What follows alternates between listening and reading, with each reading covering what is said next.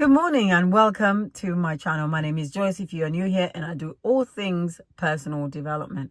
As you can see, the winter has set in. Well, no, not really. It is still quite humid, but it is raining, and this is the London summer.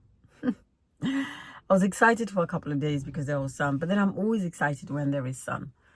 And yeah, so if you're new here, again, a very warm welcome. If you have been here a minute, thank you so much for always showing up. And I am hopeful that you'll continue to find the information here really, really beneficial.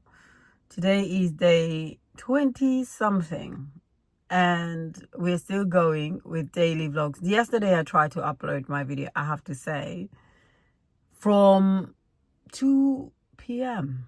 and it really did not load till about 10. Granted, I was out and about, which didn't help a lot of things, but you can't stop your life to do something, right? You do it in conjunction with. That's beside the point. Let's continue. Today's topic is around a sentence that you've heard said quite a bit, and if you haven't, I'll unpack it a little bit. And the sentence is, faith without works is dead. And then it continues to unpack. James is talking about how, and he gives various examples about what that statement means. He gives an example about Abraham, and he gives an example about, I think it's Rachel. And also this example of when you say to somebody, for example, who's come to you because they're hungry, and you have excuse me, and you have faith that they will get the food that they need for the future. When you say to them, go and, I hope you find food, you also need to be able to give them food. Excuse me. I seem to cough every time I start doing this. I don't know whether it's me being unable to speak properly or it just goes the wrong way. So I do apologize for the times and in the future that I will cough. I don't mean to.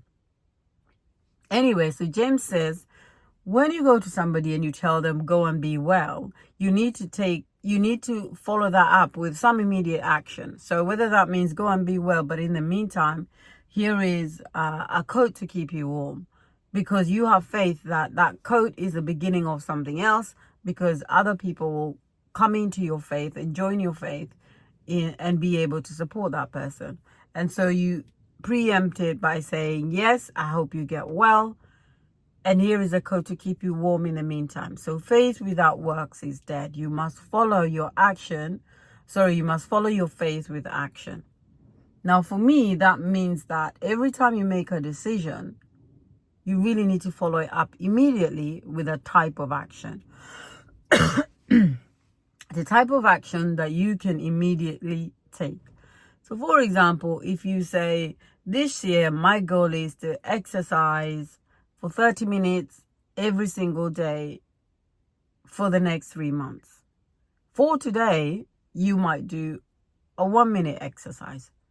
And your faith is by the end of the 3 months, you'll be clocking in 30 minutes every single day. Now that's what it means by, to me, like you have to follow it up with immediately taking action towards it. Now, sometimes the action could be a meditation. Sometimes the action could be gratitude. Sometimes an action could be thanksgiving. Sometimes an action could mean going out and enjoying yourself. So whatever that means, it has to be in context with the intention, with the focus that you are having. So you have to put this in perspective. But essentially, when you say you're going to do something, you immediately follow that with a type of action. Now, the type of action could also be a journaling session where you plan out exactly what you are going to do while that faith is very strong. So you can't just be, oh, I am going to be very rich by tomorrow. Ways of action that you have. Okay, maybe that's not the best example. Say you say, I am going to lose 50 pounds by next year. But then you continue to do exactly that you have been doing. That doesn't help you. You have to make sure that whatever you do, whatever action you take is aligned with the faith that you intend to have in the future. Now, that's what it means, in my view, about making sure that you follow action. Your faith follows action, because faith, wanting that thing in the future without doing anything right now, immediately towards that, does not help you. Now, again, as I said, there's a lot of rings to it. So it's not just faith and then action. But it does mean that you must do something to show your alignment with that faith. Does that make sense at all? I hope it does. So faith without works is dead.